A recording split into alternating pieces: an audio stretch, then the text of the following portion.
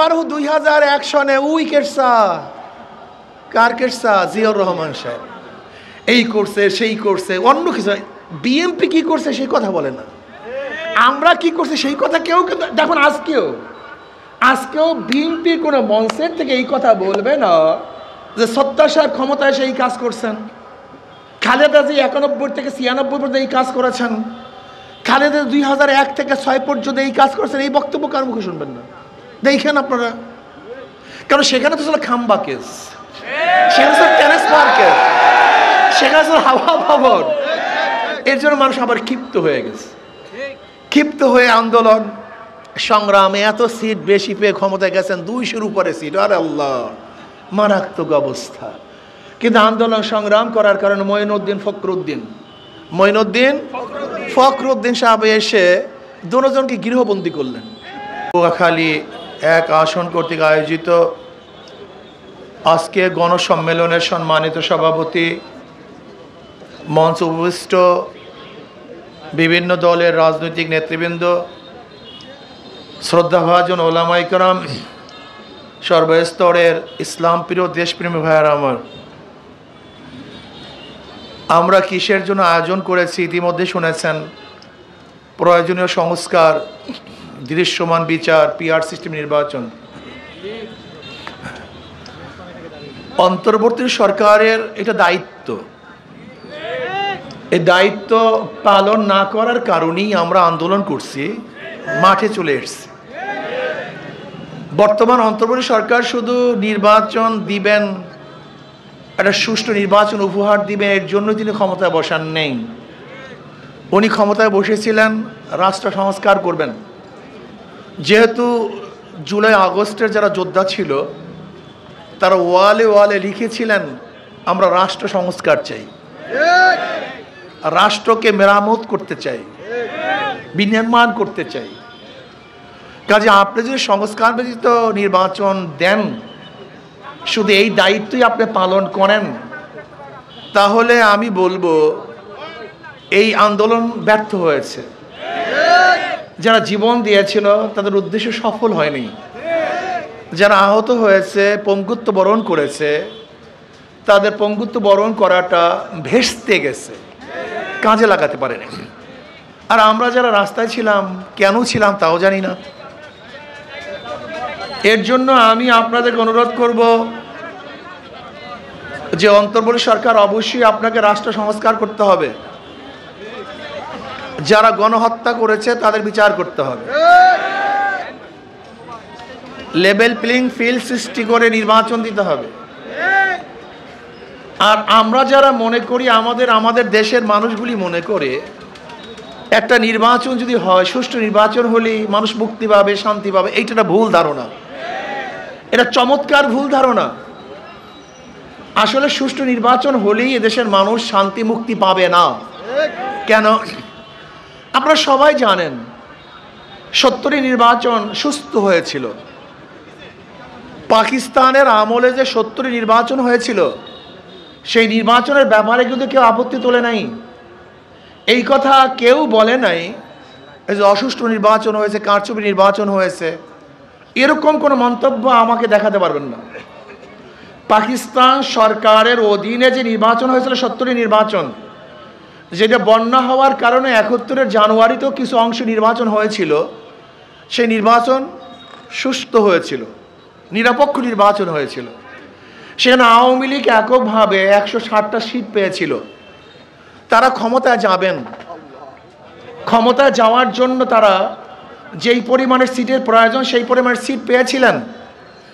কিন্তু পশ্চিম পাকিস্তানের সরকার ভোটের মর্যাদা দিতে পারে নাই, রক্ষা করতে পারে নাই। বিধায় এদেশের মানুষ আন্দোলন করেছে, সংগ্রাম করেছে, আন্দোলন করে সংগ্রাম করে আবার একটা এই দেশকে স্বাধীন করে ফেলেছে। এদেশকে স্বাধীন করার পরে ভেবেছিলাম এদেশ মুক্ত হয়ে গেছে, এবার আমরা শান্তি পাবো, মুক্তি পাবো, স্বাধীন হয়েছি, মুক্তি পাবো, বৈষম্য দূর হবে। স্বাধীনতার স্লোগান কি ছিল? সাম্য, মানবিক মর্যাদা, সামাজিক ন্যায় বিচার। বলেন কি? সাম্য, মানবিক মর্যাদা, সামাজিক ন্যায় বিচার, এই 3 স্লোগানের ভিত্তিতে দেশ স্বাধীন হয়ে গেল। ভেবেছিলাম মানুষ শান্তি পাবে। 72-এ সংবিধান রচিত হয়েছে। 72-এর সংবিধান কি জানেন? আসলে 72-এর সংবিধান আমাদের দেশীয় কোনো সংবিধান না, এটা হলো ভারতের সংবিধানের অল্টারনেট এক সংবিধান। আপনারা সবাই জানেন যারা শিক্ষিত সমাজ জ্ঞানী, ভারতের সংবিধানের 4টা মূলনীতি: গণতন্ত্রবাদ, জাতীয়তাবাদ, সমাজতন্ত্রবাদ, ধর্মনিরপেক্ষবাদ। এটা হলো 4টি স্তম্ভ ভারতের সংবিধানের। ঠিক ভারতের সংবিধানের আলোকে আমাদের দেশে একটা সংবিধান রচিত হয়েছে। সেই সংবিধানের স্থাপন কি, ভিত্তি কি? 4টা: গণতন্ত্রবাদ, সমাজতন্ত্রবাদ, জাতীয়তাবাদ, ধর্মনিরপেক্ষতাবাদ। তো এই 72-এ যে সংবিধান রচিত হয়েছিল, এই সংবিধান কি এ দেশের সংবিধান না ভারতের সংবিধান?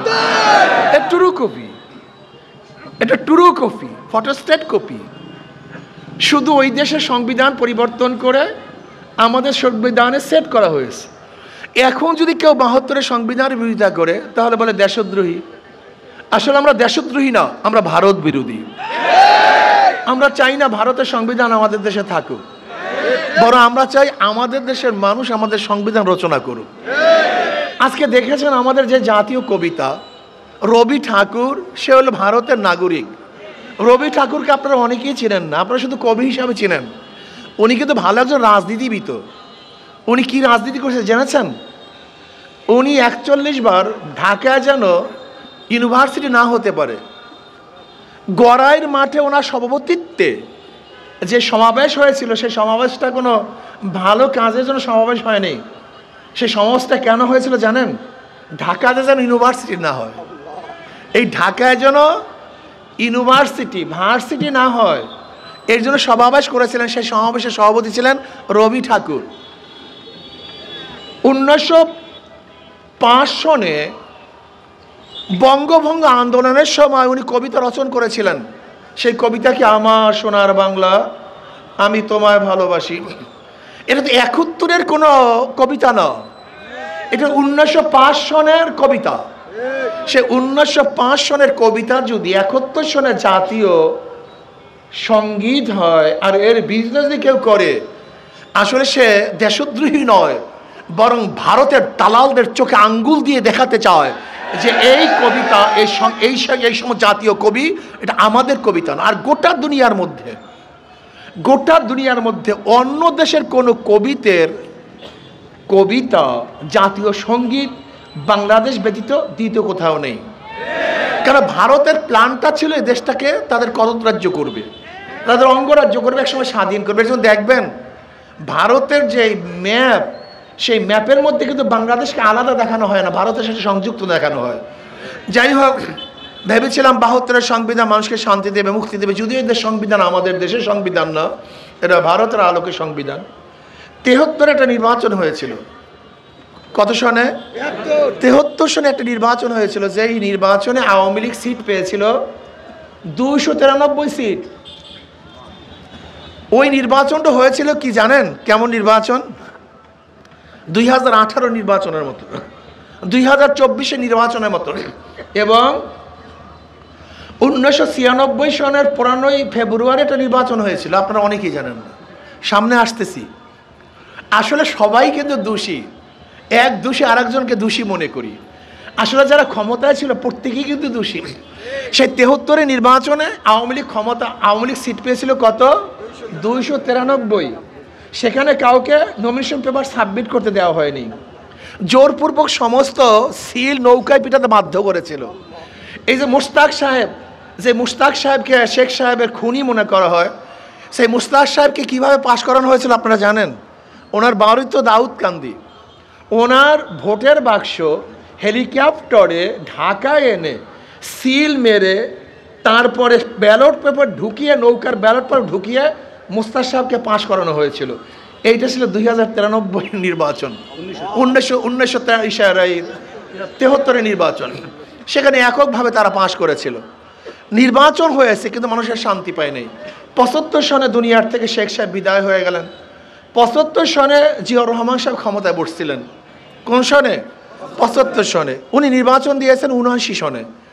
1979 সালে নির্বাচন দিয়েছিলেন, ক্ষমতায় বসছিলেন 75 সনে। আমি প্রশ্ন করতে চাই, যারা আজকে নির্বাচন করে মরিয়া হয়ে উঠছেন, সংবিধানে নাই, সংবিধানে আছে, সংবিধান ফেল করছে, সংবিধানের দিকে তাকানো হচ্ছে না, আমি তাদেরকে প্রশ্ন করতে চাই, 75-এ জিয়াউর রহমান সাহেব ক্ষমতায় বসছেন, 79-তে নির্বাচন দিয়েছেন, এই প্রায় 4.5 বছর পর্যন্ত কিভাবে তিনি ক্ষমতায় ছিলেন?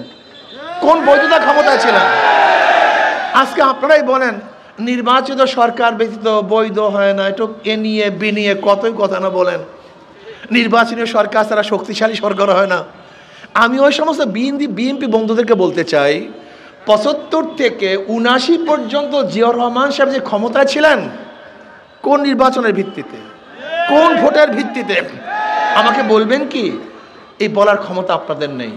79 নির্বাচনের পরে জিয়াউর রহমান সাহেব চলে গেলেন, 81 থেকে নির্বাচন হয়েছিল, সেখানে জিয়াউর রহমান সাহেবের আদর্শ বিক্রি করে সত্তার সাহেব ক্ষমতায় এসছেন, জিয়াউর রহমান সাহেব এইটা করছে সেইটা করছে, কিন্তু উনি এত দুর্বল ছিলেন, এরশাদ সাহেব ধাক্কা মারছেন, উনি পড়ে গেছেন, উনি আর টিকতে পারেননি।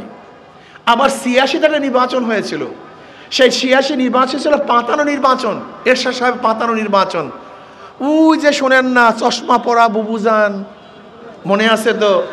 এই স্লোগান কিন্তু 1986 সনের স্লোগান। এরশাদ সাথে কোয়ালিশন করেছে, আরও অন্য অন্য দল করেছে, কোয়ালিশন করেছে, একটা পাতানো নির্বাচন করেছিল, ভেবেছিল মানুষ শান্তি পাবে, মুক্তি পাবে। এরপর আন্দোলন সংগ্রাম করে 1991 সনে আবার খালেদা জিয়াকে ক্ষমতা বসালাম। কিসের গুণকীর্তনের মাধ্যমে? জিয়াউর রহমান সাহেব এই ছিলেন, জিয়াউর রহমান সাহেব এই ছিলেন, এইটা করছেন সেইটা করছেন। জিয়াউর রহমান সাহেবের গুণকীর্তন করে সত্তার সাহেবকে ক্ষমতা বসিয়েছিলাম।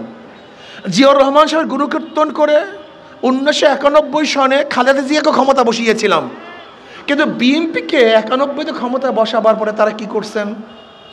5 বছরে এই দেশকে, বাংলাদেশকে দুর্নীতিতে বিশ্ব চ্যাম্পিয়ন 3বার করছে। কয়বার? 3বার, একবার না।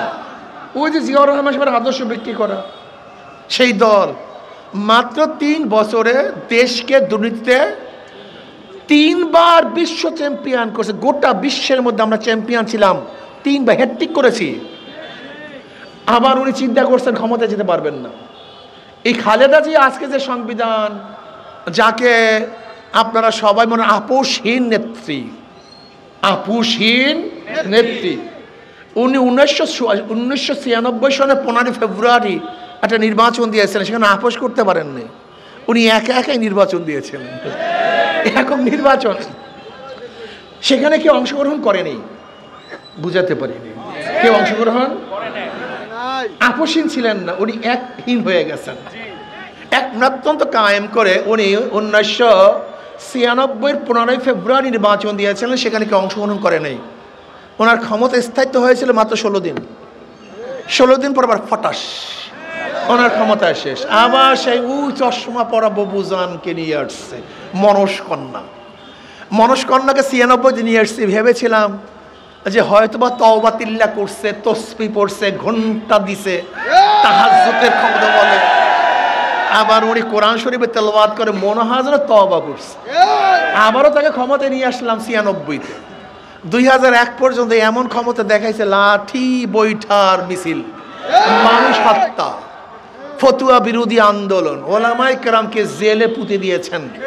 উনি ভেবেছেন ফেরাউনের ক্ষমতা পেয়ে গেছেন, উনি আর ক্ষমতা থেকে নামবিনি না। আবারও 2001 সনে উই কেরসা, কার কেরসা? জিয়াউর রহমান সাহেব এই করছে সেই করছে, অন্য কিছু। বিএনপি কি করছে সেই কথা বলে না, আমরা কি করছি সেই কথা কেউ। দেখুন আজকেও বিএনপির কোনো মঞ্চের থেকে এই কথা বলবে না যে সত্তার সাহেব ক্ষমতায় এসে এই কাজ করছেন, খালেদা জি 91 থেকে 96 পর্যন্ত এই কাজ করেছেন, খালেদা 2001 থেকে 6 পর্যন্ত এই কাজ করেছেন। এই বক্তব্য কার মুখে শুনবেন না, দেখেন আপনারা। কারণ সেখানে তো ছিল খাম্বা কেস, সেখানে ছিল ট্রান্সফার কেস, সেখানে ছিল হাওয়া ভবন।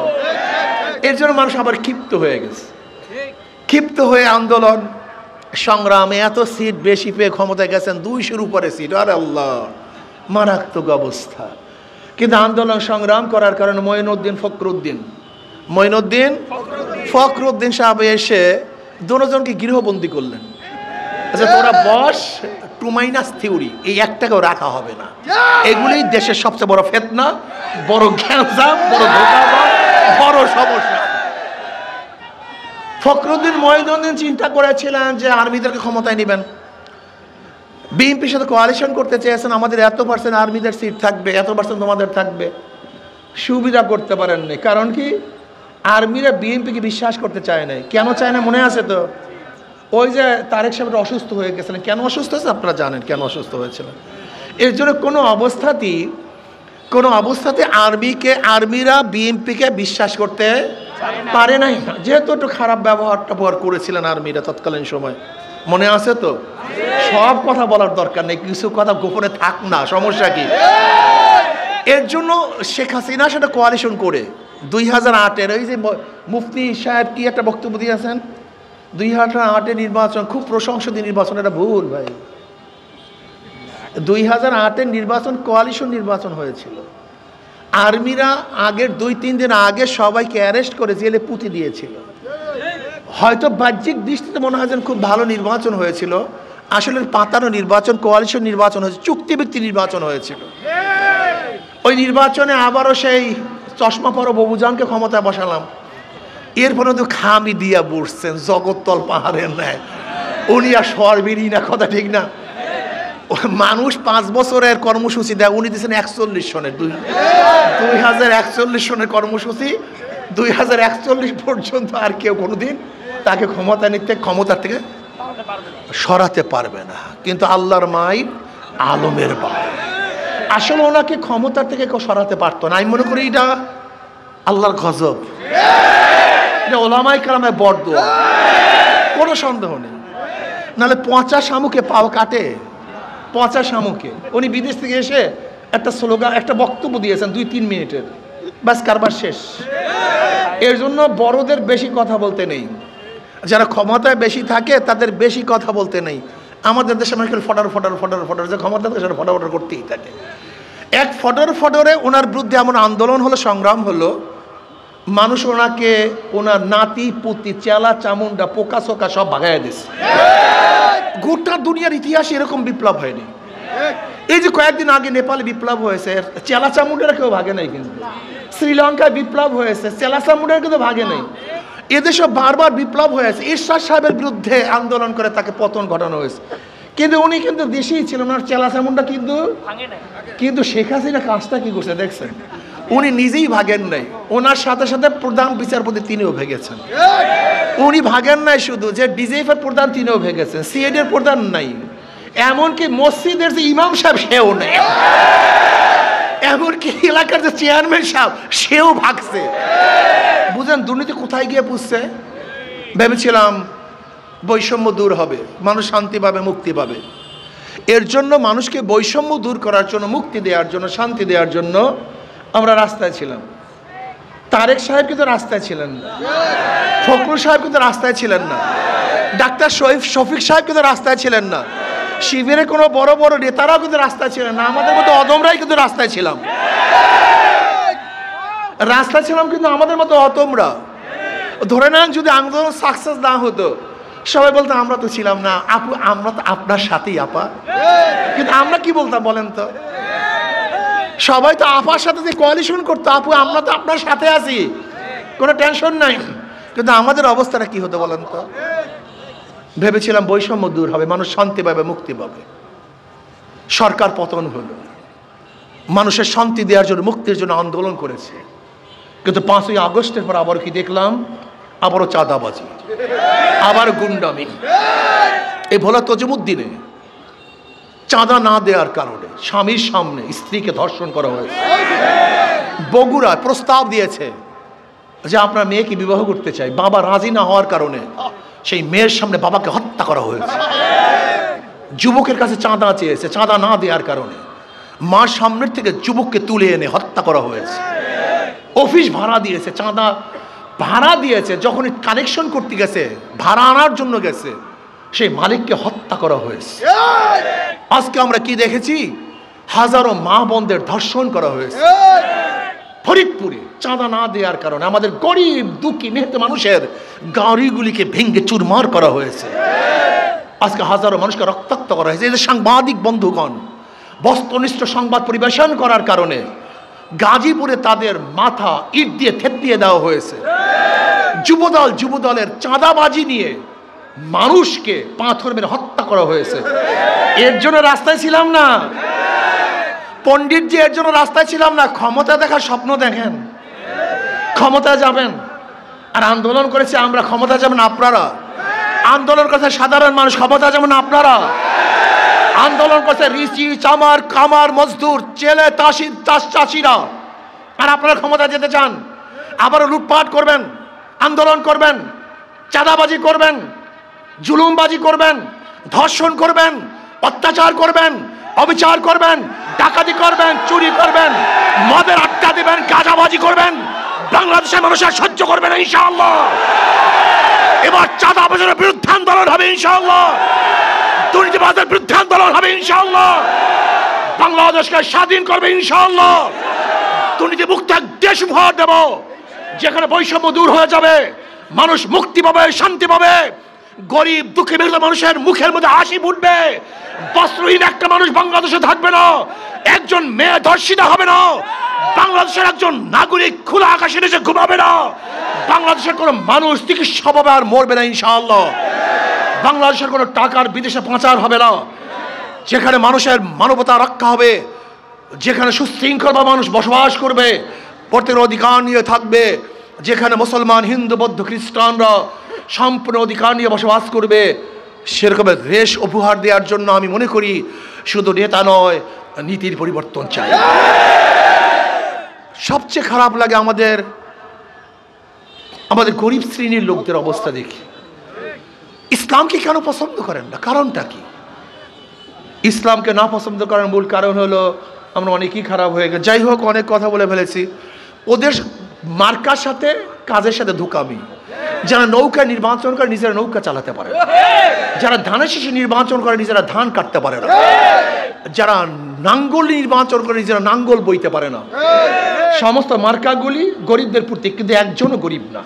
কিন্তু হাত পাখা এমন একটা মার্কা, যে নির্বাচন করে সেও ঘুরাতে পারে, যারা সমর্থন করে তারাও চালাতে পারে।